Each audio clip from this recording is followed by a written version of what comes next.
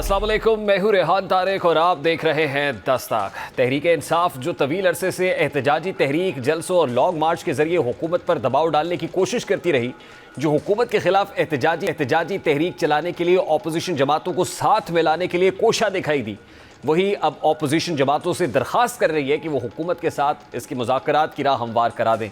अब media reports के मुताबिक पीटीआई ने जमात इस्लामी से हुकूमत के साथ सालसी की दरख्वास्त की है ताकि हुकूमत के साथ बाज़ाब्ता मुज़ाकरात हो सकें। अब यह खबर इस सियासी पस मंज़र में ख़ास तौर पर मानी खेज़ हो जाती है जब चंद माह कबल तक पीटीआई अपने बयानी और हिकमत अमली की बुनियाद पर हुकूमत के खिलाफ जारहाना रवैया इख्तियार किए हुए थी और ये दावा कर रही थी कि वो हुकूमत पर किसी भी सूरत दबाव बढ़ाकर नए इंतखाबात करा के ही दम लेगी। लेकिन अब ये तासुर उभर रहा है कि मुमकिन तौर पर सियासी तन्हाई ने तहरीक इंसाफ को इस मकाम पर ना खड़ा किया है कि वो जमात इस्लामी जैसी निस्बतन छोटी लेकिन नज़रियाती जमात से हुकूमत के साथ मुज़ाकरात करने के लिए मदद तलब कर रही है।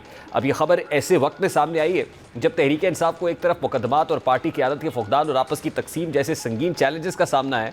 बहरहाल मीडिया रिपोर्ट्स के मुताबिक जमात इस्लामी ने यह शर्त रखी है कि अगर बानी पीटीआई की तरफ से इस बात की ज़मानत दी जाए कि वो अपनी पोजीशन पर कायम रहेंगे और मुज़ाकरात के नतीजे को तस्लीम करेंगे तो फिर जमात इस्लामी सालिसी की पेशकश कर सकती है।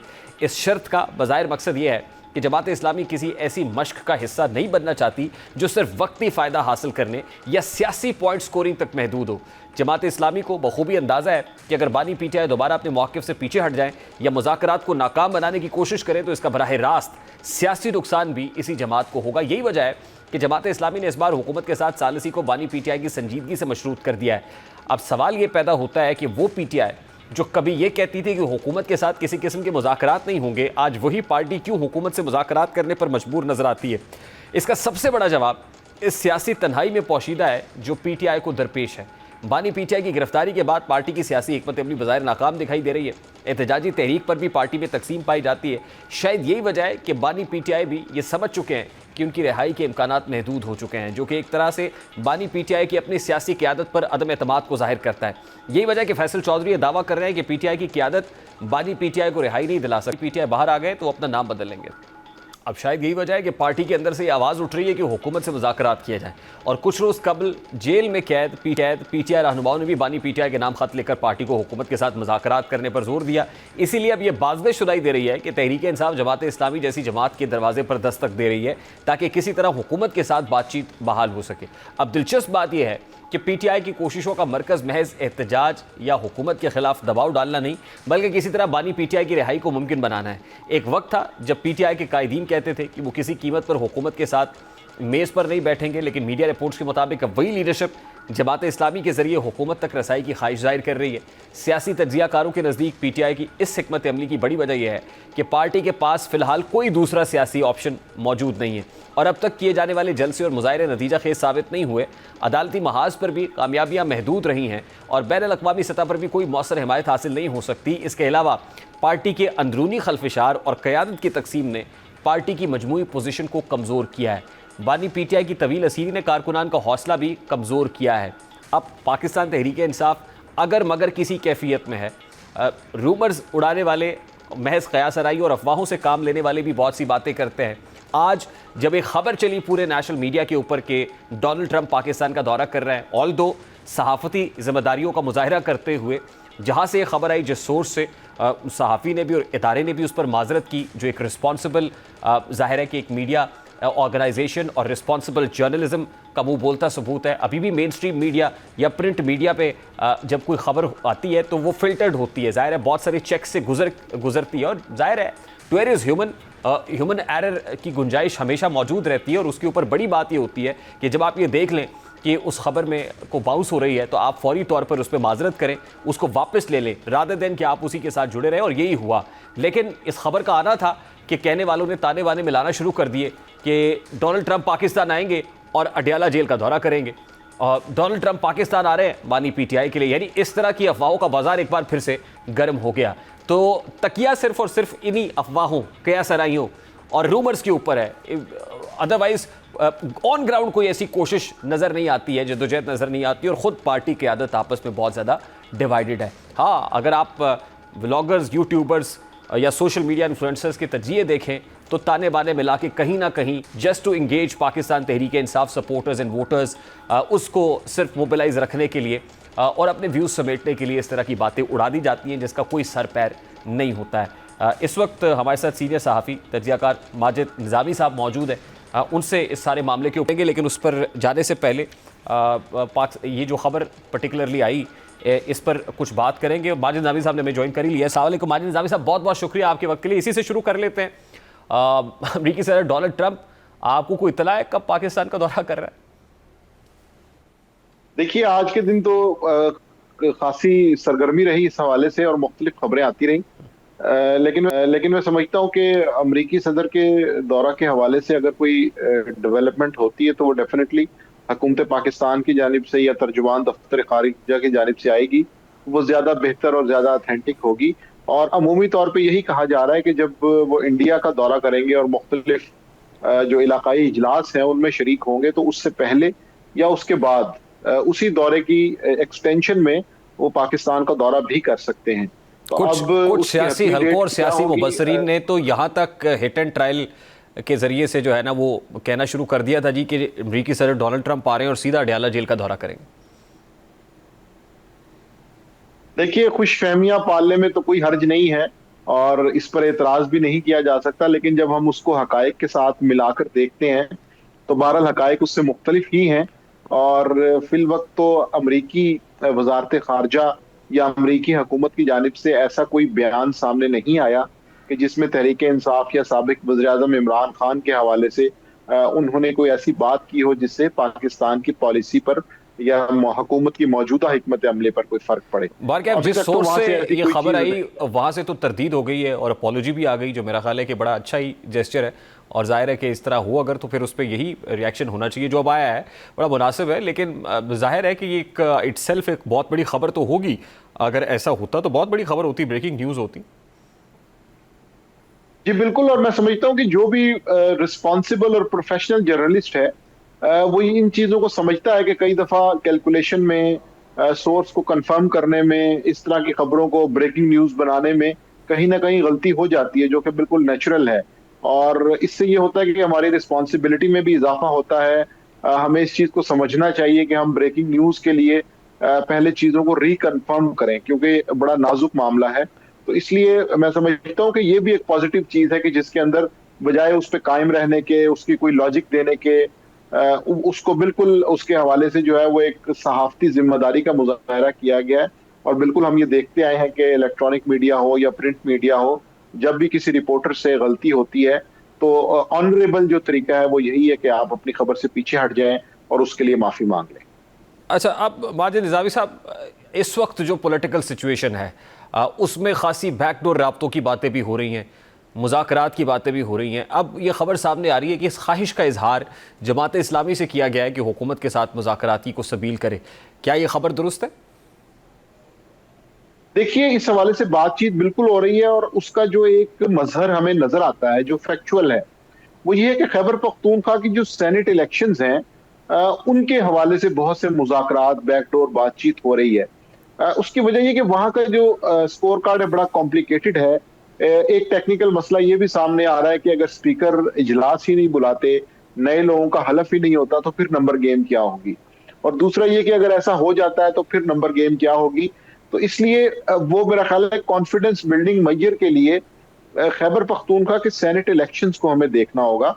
आज ये भी खबरें आई हैं कि कहीं ना कहीं इत्तेफाक कर लिया गया है, लेकिन चूंकि कागजात नामजदगी 1 साल पहले जमा हुए थे, वो डेट्स वगैरह सब गुजर गई हैं, तो अभी इस चीज के ऊपर थोड़ा सा मजीद एहतियात से देखना होगा। वहां से हमें ये पता चल सकेगा कि हुकूमत और अपोजिशन में किस हद तक कॉपरेशन हो सकती है।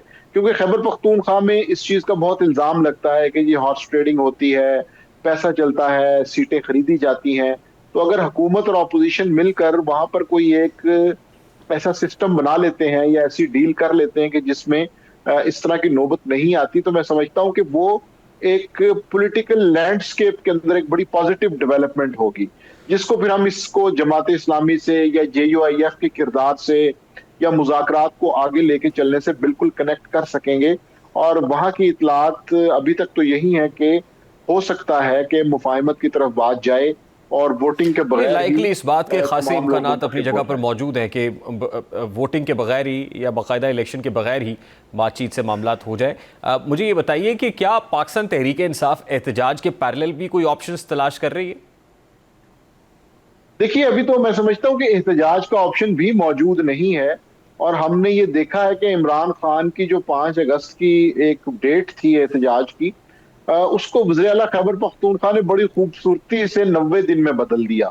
और तहरीक इंसाफ की लीडरशिप के ऊपर जो एक इम्तिहान था कि 15 से 20 दिन में वो ऐसा क्या करेंगे कि वो 20 दिन के अंदर बड़े रैलियां जलसे जुलूस कर सकें, पंजाब में कोई एक्टिविटी दिखा सकें।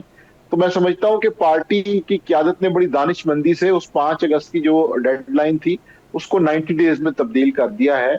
और इस वक्त मुझे लग रहा है कि पार्टी के अंदर वो तमाम लोग जो मुफाहमत चाहते हैं, जो मुज़ाकरात चाहते हैं, उनका असर बढ़ रहा है। गुज़िश्ता 1 साल में ऐसा नहीं हुआ।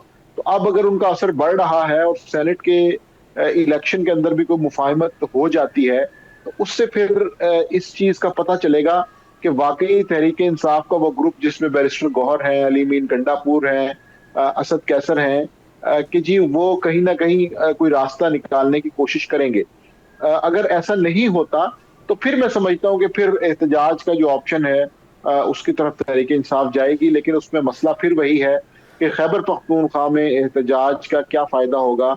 ये बिल्कुल ऐसे ही है जैसे पीपल्स पार्टी हम मरकज पर दबाव डालने के लिए हैदराबाद में, सखर में, लाड़काना में जलसे शुरू कर दे। तो मीडिया के लिए हेडलाइन तो बन जाएगी लेकिन गवर्नमेंट के ऊपर उसका कोई असर नहीं होगा। तो मामला फिर वही है कि पंजाब से अगर तहरीक शुरू होगी तहरीक इंसाफ की, तो फिर उसका कोई ना कोई असर ठीक। होगा या मुज़ाकरात लास्टली की। लास्टली माजिद निज़ामी साहब, ये जो 90 डेज की बात गंडापुर साहब ने की, ये बगैर किसी हिकमत, बगैर किसी मसलहत के की? क्या 90 डेज का मतलब नवंबर तक ड्रैग करना है मामलात को, और क्या नवंबर इंपॉर्टेंट है? देखिए, अब मुझे ऐसा नहीं लगता कि नवंबर इंपॉर्टेंट है। उसकी वजह यह है कि मुख्तलिफ किस्म की जो कानून साजियां हो चुकी हैं, उसके बाद नवंबर इर्रेलेवेंट हो चुका है। और नवंबर की सिग्निफिकेंस पहले थी, लेकिन हमारे सामने कुछ ऐसी कवानीन बन चुके हैं कि जिनके बाद अब नवंबर की सिग्निफिकेंस वो नहीं रही। मुझे तो लगता है कि चूंकि तहरीक इंसाफ अपोजिशन में है और उन्हें पता है कि अभी हमारे पास कोई ओपनिंग मौजूद नहीं है, तो इसलिए अपोजिशन के लीडर्स का ये काम होता है कि वो 3 महीने, 6 महीने की डेडलाइंस पे चलते हैं ताकि कारकुन डिसहार्ट ना हो, ना उम्मीद ना हो, हुकूमत के ऊपर भी एक प्रेशर ठीक कायम। है माजिद निज़ामी साहब, इस वक्त आमिर मुगल साहब पाकिस्तान तहरीक इंसाफ के रहनुमा, उन्होंने हमें ज्वाइन किया हुआ है। आमिर मुगल साहब, अस्सलाम वालेकुम, बहुत बहुत शुक्रिया आपके वक्त के लिए। माजिद साहब गुफ्तगू कर रहे थे, आपने सुना। सबसे पहले तो मेरा बड़ा सादा सा सवाल है, क्या वाकई तहरीक इंसाफ ने जमात इस्लामी से कोई रब्ता किया है कि हुकूमत के साथ उनकी कोई सालसी कराएं या कोई मुज़ाकरात कराएं? नहीं, खान साहब ने जेल से ये वाज़ेह पैगाम दिया है कि हम एहतजाज करने जा रहे हैं और कोई मुज़ाकरात नहीं करने जा रहे। तो आ, अगर हमने मुज़ाकरात करने होंगे तो वो हमारे मुज़ाकरात जब भी होंगे वो इस्टेब्लिशमेंट के साथ होंगे, और हुकूमत के साथ मुज़ाकरात का फ़ायदा नहीं है क्योंकि इनके अपने पल्ले कुछ नहीं। तो जिसके अपने पल्ले कुछ ना हो, किसी के साथ क्या मुज़ाकरात करेगा। इस वक्त जो ताकत है या पावर है वो या इस्टेब्लिशमेंट के पास है या तहरीक इंसाफ के पास है। तो जब भी मुज़ाकरात होते हैं तो दो ताकतों के दरमियान होते हैं। तो इस हुकूमत के पास तो ना ताकत है ना इख्तियार है, इनके साथ तो मुज़ाकरात का फायदा ही कोई नहीं। ये बात आपकी दुरुस्त है आमिर मुगल साहब कि मुज़ाकरात ज़ाहिर है दो ताकतों के दरमियान ही होते हैं, और ज़ाहिर है पावर टॉक्स टू पावर वाला मामला है, बिल्कुल ठीक है। लेकिन ज़ाहिर है फ़ायदा भी तभी होता है जब ताकत आपकी भरपूर हो, पोजीशन ऑफ स्ट्रेंथ के ऊपर आप मुज़ाकरात कर रहे हो, तभी आप कुछ अचीव करते हैं, गेन करते हैं। अब PTI से मुताल्लिक तासुर यह ना कि क़यादत में के दरमियान आपस में यकसुई नहीं है, बहुत सारे इख्तलाफात हैं। पंजाब में वो मोबिलाइजेशन नहीं है, आके जो रहनुमा हैं वो अपने मैसेजेस को लीक कर देते हैं सोशल मीडिया के ऊपर, एक दूसरे से एक्सचेंज ऑफ वर्ड्स हो रहा है और पब्लिकली हो रहा है। तो ये पोजीशन ऑफ वीकनेस है, पोजीशन ऑफ स्ट्रेंथ नहीं है इस वक्त PTI के पास। देखिए, मैं आपको एक बात बताऊं, तहरीक इंसाफ तो खैर बहुत इस वक्त पावरफुल पोजीशन पे है और शुरू से है। वो दुनिया ने देखा, 8 फरवरी के इलेक्शन में देखा, सारे जुल्म सितम के बावजूद जिस तरह आवाम ने इसको वोट दिया पूरे पाकिस्तान में किसी भी जगह। लेकिन मैं बिलखसूस पंजाब की बात करता हूँ। अभी मैं आपको बताऊं, हमारी पार्टी ने कॉल दी, इमरान खान साहब ने कॉल दी 5 अगस्त को हमने इसको पीक पे लेके जाना है। एहतजाज तो हमारे शुरू हो चुके हैं पूरे पाकिस्तान में। तो अभी हमने इस्लामाबाद में एहतजाज किया भी नहीं है। हमारे दो, जो मेरे हल्के का इस्लामाबाद का, मेरे डिस्ट्रिक्ट का लेबर का सदर है मलक अल आजाद, उस पर 1.5 किलो हेरोइन डाल के उस पर FIR दे के उसको जेल भेज दिया। उसका भांजा है मलक शबीर, उस पर भी 1.5 किलो हेरोइन डाल दी। उसके बाद हमारे 4 कारकुनान को LA-48 के इस्लामाबाद के किसी और झूठे केस के सिलसिले में, सियासी केस के सिलसिले में कचहरी आए हुए थे, तो वहां से बाहर निकले, उनको उठा के लेके और 1 साल पुराने किसी और केस में डाल दिया। तो सर इस एनवायरनमेंट में फिर कोई एहतजाज मुमकिन है PTI की तरफ से? सुन ले, एक हमारे इस्लामाबाद के मेरे रीजन के एडिशनल डिप्टी जनरल सेक्रेटरी हैं राजा मुस्वास ज्ञानी साहब, कल उनको उठा के उनको एक झूठा पर्चा दे के उनको अरेस्ट कर लिया। तो ये देखें कि इतने जुल्म सितम के बावजूद लोग निकल रहे हैं, इतने जुल्म सितम के सर कहाँ निकल रहे हैं, यही तो मैं पूछ रहा हूँ सर। सड़कों पे को प्रोटेस्ट हो रहा होगा या लोग होंगे? सुने बिल्कुल 5 अगस्त को हम निकलेंगे। इमरान खान साहब के हुक्म के मुताबिक पूरा पाकिस्तान जाम होगा, इस्लामाबाद जाम होगा। हम इस नाजायज हुकूमत को नहीं चलने देंगे। नहीं 5 अगस्त को निकलेंगे या 5 अगस्त तक पीक पे होगा ये प्रोटेस्ट, जैसे बानी PTI ने कहा और हलीमा बीबी ने कहा? आप देखिए निकल तो आप भी रहे हैं ना, अब भी इवेंट्स हो रहे हैं, फ्लायर डिस्ट्रीब्यूशन के इवेंट्स हो रहे हैं, छोटी छोटी रैलियां हो रही हैं, निकल तो हम रहे हैं। 5 अगस्त तक खान साहब का हुक्म था कि इसको पीक पे लेके जाना है। ये क्या होगा सर? 5 अगस्त तक कोई लॉन्ग मार्च होगा, धरना होगा, क्या होगा सर? नहीं एहतजाज होंगे, पूरे मुल्क में एहतजाज होंगे और 5 अगस्त को आपको कुछ सरप्राइज मिलेंगे। हम पूरे मुल्क में बड़े बड़े प्रोटेस्ट करेंगे और ये 5 अगस्त के बाद भी जारी रहेगा। फैसल चौधरी साहब का ये स्टेटमेंट है, वो कहते हैं कि अगर पाकिस्तान तहरीक इंसाफ की क़यादत बानी PTI को रिहा करा देना, मौजूदा क़यादत, तो मेरा नाम बदल देना। देखिए फैसल चौधरी साहब भाई हैं हमारे, उनकी अपनी एक असेसमेंट है। अब तक इसी क़यादत ने 3 साल से तमाम तर जुल्म सितम के बावजूद इन्होंने 8 फरवरी का जो इलेक्शन है वो कोई फरिश्तों ने तो नहीं लड़ा था, यही क़यादत थी, यही टिकट होल्डर थे, इन्हीं ने सबने मिलकर लड़ा। 2/3 वोट इमरान खान का है, वोट हम में से किसी का भी नहीं है, लेकिन आगे कुछ लोग तो थे ना जो इस वोट को कैरी कर रहे थे, जिन्होंने कोई प्रपोजल स्कैंडल मुहैया किए, जिन्होंने कोई। ठीक है, बहुत बहुत शुक्रिया साहब। आमिर मुगल साहब रहनुमा तहरीक इंसाफ हमारे साथ मौजूद थे और कहते हैं एक ही रास्ता है और वो एहतजाज का रास्ता है। खैबर पख्तूनख्वा में सेनेट इलेक्शंस के हवाले से जोड़ तोड़ भी उरूज पे है, मामलात बातचीत के ज़रिए से सेटल डाउन करने की कोशिश की जा रही है कि इंतखाबात में इलेक्शन में ना जाया जाए। इस वक्त ऑन ग्राउंड सिचुएशन क्या है, पोजीशन क्या है, इस पर कुछ बात के बाद हमारे साथ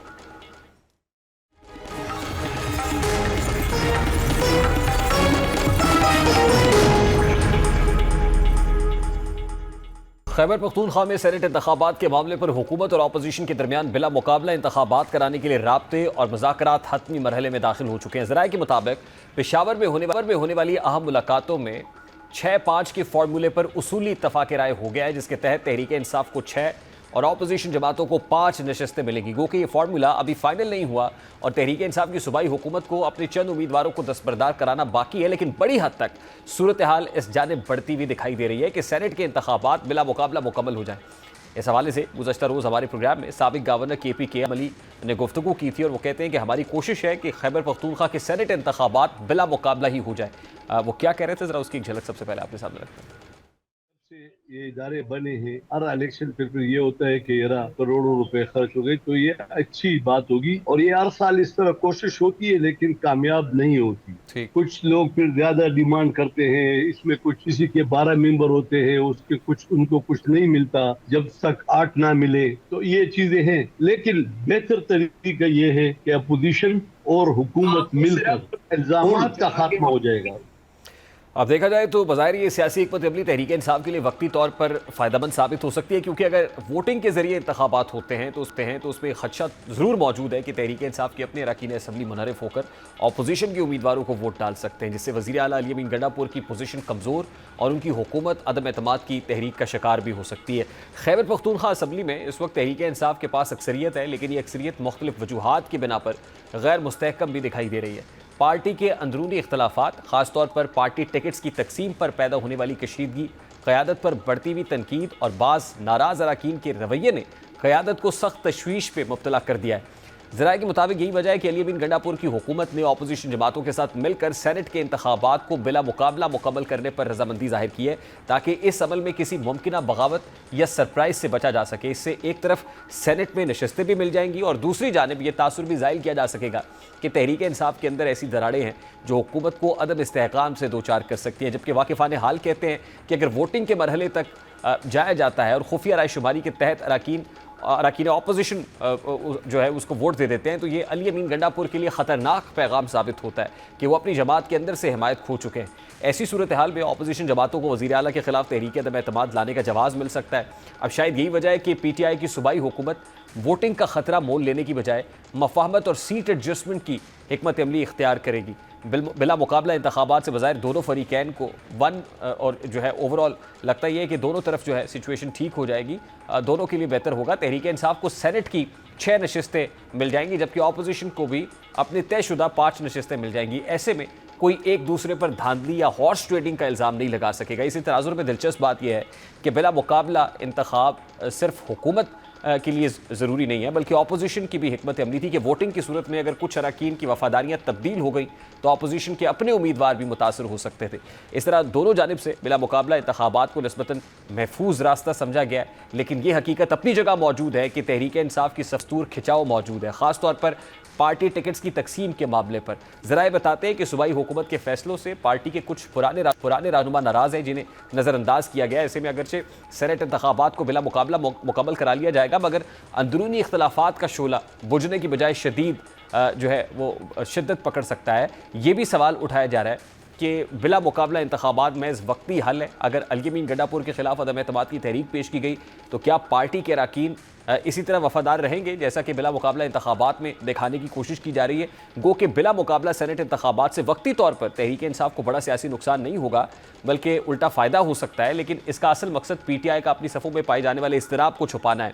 अपोजिशन के लिए भी यही महफूज रास्ता है ताकि हॉर्स ट्रेडिंग या गैर मुतवक्की शिकस्त का ख़तरा ना रहे। लेकिन ये सियासी हिकमत अमली देर पा इस्तेहकाम नहीं दे सकती, क्योंकि हकीकी मसला पार्टी के अंदरूनी खलफशार और नाराज़ अरकान को साथ लेकर चलने का है, जो अब भी अपनी जगह मौजूद है। यही वो ख़तरा है जो आने वाले दिनों में अली अमीन गंडापुर और तहरीक इंसाफ की हुकूमत के लिए मुसलसल चैलेंज बना रहेगा, और चैलेंज बन भी रहा है, क्योंकि मीडिया रिपोर्ट्स के मुताबिक PTI ने सेनेट इंतखाबात के लिए अपने उम्मीदवारों को हतमी शक्ल दे दी है। जनरल नशिस्तों के लिए पार्टी ने मुराद सईद, फैसल जावेद, मिर्ज़ा खान आफरीदी और मौलाना नूरुल हक कादरी को नामजद किया है। टेक्नोक्रेट नशिस्त के लिए साबिक वफाकी वज़ीर आज़म खान सवाती दोबारा मैदान में होंगे, जबकि ख़ातीन की नशिस्त के लिए रुबीना तारड़ को टिकट दिया गया है ताकि, और ज़राए बताते हैं कि दरीना और वफादार कारकुनान को नज़रअंदाज करते हुए बासर और अमीर शख्सियात को टिकट दिए गए हैं, जो बानी PTI के इस बार के दावे के बरक्स है कि PTI हमेशा कारकुनान को तरजीह देगी। वफादार और दरीना कारकुनान में से कई अफराद को ड्रॉप कर दिया गया है, जिनमें इरफान सलीम, आयशा बानो और खुरम ज़िशान भी शामिल है। इस फैसले के खिलाफ पार्टी में शदीद एहतजाज भी शुरू हो गया, और ये सब एक ऐसे वक्त पे हो गया है जब पाकिस्तान तहरीक इंसाफ एहतजाज दिए हुए। अभी एक ब्रेक लेंगे और ब्रेक के बाद जब वापस आएंगे, नौजवान किसी भी मुल्क का असासा होते हैं, लेकिन पाकिस्तान में कितने नौजवान बेरोज़गार हैं और इस एसेट को कैसे घुन लग रहा है, इस हवाले से साबिक वफाकी वज़ीर ख़जाना माहिर इक़्तिसादी उमूर डॉक्टर हफीज़ पाशा ने एक दावा किया है। इस पर बात करेंगे उस ब्रेक के बाद। हमारे साथ रहिए।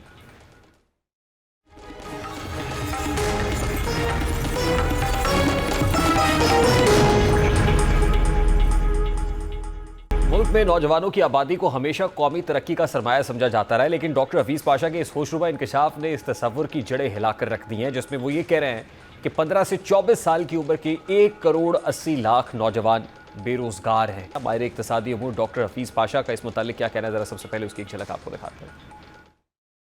जिनकी उम्र 15 से 24 साल की है, उनमें बेशुमार लोग ऐसे हैं जिन ना तो लेबर फोर्स में हैं या तालीम हासिल कर रहे हैं, जिसे हम कहते हैं आइडल यूथ। पाकिस्तान में आइडल यूथ का लेवल जो है वो 18 मिलियन तक पहुंच चुका है। ये एक बहुत ही बड़ा लेवल है, यानी कि इस मुल्क में आप सोचिए कि 1 करोड़ 80 लाख नौजवान कुछ नहीं कर रहे। अब ये महज एक अददी हकीकत नहीं, बल्कि एक संगीन माशरती और इक़्तिसादी बहरान की निशानदेही है, जो आने वाले बरसों में न सिर्फ बेरोज़गारी की शरह को बढ़ाएगा बल्कि समाजी मसाइल को भी ख़तरनाक हद तक बढ़ा सकता है। इस वक्त पाकिस्तान की मजमूई आबादी का तकरीबन 64% हिस्सा नौजवानों पर मुश्तमिल है, लेकिन इतनी बड़ी तादाद का फारिग बैठ जाना इस बात को सबूत है कि हमारी कौमी पॉलिसीज़ में कहीं ना कहीं बुनियादी खामियां मौजूद हैं। माशी माहिरीन के मुताबिक इतनी बड़ी नौजवान आबादी का किसी मस्बत सरगर्मी में शामिल ना होना कौमी मईशत के लिए दोहरा नुकसान है। एक तरफ ये नौजवान पैदावारी अमल में हिस्सा ना लेकर मुल्क की GDP में इजाफा नहीं कर रहे, दूसरी तरफ ये रियासत पर बोझ बन रहे हैं। इनमें से अक्सरियत तालीम अधूरी छोड़ चुकी है या कभी स्कूल की दहलीज तक नहीं पहुंची। दूसरी तरफ जो फ़नी और पेशा वराना तरबियत के इदारे हैं वो भी नौजवानों को रोज़गार के काबिल बनाने में नाकाम दिखाई दे रहे हैं। इससे एक सवाल जन्म लेता है कि आखिर क्यों हुकूमत की पॉलिसीज़ में नौजवानों को माशी तौर पर मजबूत करना, उनकी माशी शमूलियत को हमेशा पस मंज़र में क्यों रखा गया है। ये हकीकत है कि पाकिस्तान में हर साल लाखों नौजवान लेबर मार्केट का हिस्सा बनते हैं, मगर मुल्क में इतनी नौकरियां पैदा नहीं होती कि इन सब को खपाया जा सके।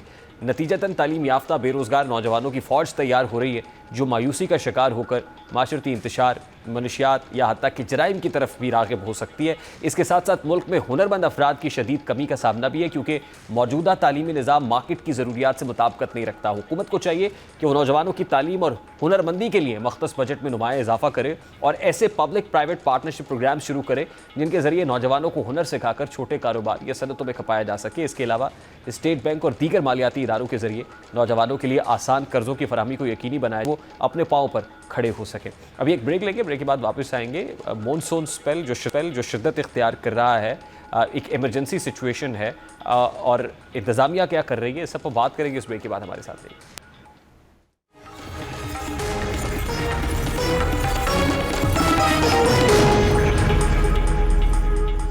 जुड़वा शहरों इस्लामाबाद और रावलपिंडी समेत पंजाब के मुख्तलिफ इलाकों में मूसलाधार और तूफ़ानी बारिशों के बाद पैदा होने वाली सैलाबी सूरत हाल ने एक बार फिर बुनियादी सवाल खड़ा कर दिया है कि क्या हम बतौर रियासत और माशरा कुदरती आफात का मौसर मुकाबला करने के लिए तैयार हैं। गुज़श्ता रात से अब तक सिर्फ रावलपिंडी और इस्लामाबाद में 250 मिलीमीटर से ज़ायद बारिश रिकॉर्ड हुई, जिससे नाला लई में पानी की सतह ख़तरनाक हद तक बुलंद हो गई है। ख़तरे के सायरन बजने और गवाल मंडी में इनखला की वार्निंग जारी करने के बावजूद शहरियों की मुश्किलात है कि कम नहीं हो सकी। लालाजार में एक बच्चा नाले में डूब गया और सड़कों गलियों में पानी भरने से निज़ाम ज़िंदगी दरहम बरहम हो गया। ये सूरत हाल बताती है कि बारिश के फौरी बाद इमरजेंसी तो नाफिज की जाती है, लेकिन इस सूरत हाल का मुस्तकिल हल आज तक नहीं निकल सका। इसी तरह चकवाल, कलर कहार और गिरदोनवा में 423 मिलीमीटर बारिश के बाद जो तबाही हुई वो महज बारिश की शिद्दत का नतीजा नहीं बल्कि हमारी अपनी कोताहियों का अक्स भी है। तारीखी कटास राज मंदिर ज़ेरे आब आना हो या फिर लहराबी डैम का टूटना, ये सब इंसानी गफलत की दास्तानें हैं। वज़ीर आज़म शहबाज शरीफ की हिदायत पर रावलपिंडी और इस्लामाबाद के शहरियों को साफ़ पानी की फराहमी के लिए टास्क फोर्स ज़रूर कायम कर दी गई है, लेकिन असल सवाल ये है कि ये सैलाबी सूरत हाल क्यों पैदा होती है। इसकी बड़ी वजह पोठोहार के कुदरती आबी रास्तों और नालों पर बेहंगम तामीरात है। आबादी बढ़ने के साथ साथ बेतहाशा हाउसिंग सोसाइटीज़ ने इन कुदरती गुजरगाहों को बंद कर दिया है, जिनसे बारिश का पानी सदियों से गुजर कर दरियाओं और डैम्स तक पहुंचता था। गैर कानूनी और गैर मनसूबाबंद तामीरात के बायस अब पानी के बहाव का कोई रास्ता नहीं बचा। नतीजतन वही पानी बस्तियों में दाखिल होकर तबाही फैलाता है। बदकिस्मती से हुकूमतों ने न सिर्फ इन तामीरात को रोका नहीं बल्कि बाज़-औक़ात खुद ही इन्हें इजाज़तनामे जारी किए, जिसका खमियाजा आवाम को भुगतना पड़ता है। ये बात भी काबिल गौर है कि शहरों की सतह पर निकासी आप का निज़ाम आज भी पुरानी की तौसी और गहराई का मनसूबा बरसों से फाइल्स में पड़ा है, लेकिन अमली पेशरफ्त ना होने के बराबर है। इसी तरह इस्लामाबाद के कई सेक्टर्स ज़मीन में बरसाती नाले कब्ज़े की जद में। अगर हुकूमत वाकई संजीदा है तो फौरी तौर पर इन नालों को असल शक्ल में बहाल करना होगा। इमरजेंसी इकदाम की बजाय यहाँ तवील मुद्दती लॉन्ग टर्म प्लानिंग करनी होगी, जिससे ये मामला फ्यूचर में सर न उठाए। प्रोग्राम के वक्त अब तक को पहुँचा, आपसे मुलाकात होगी इंशाल्लाह। कल अपना रखिए ख्याल। अल्लाह हाफ़िज़।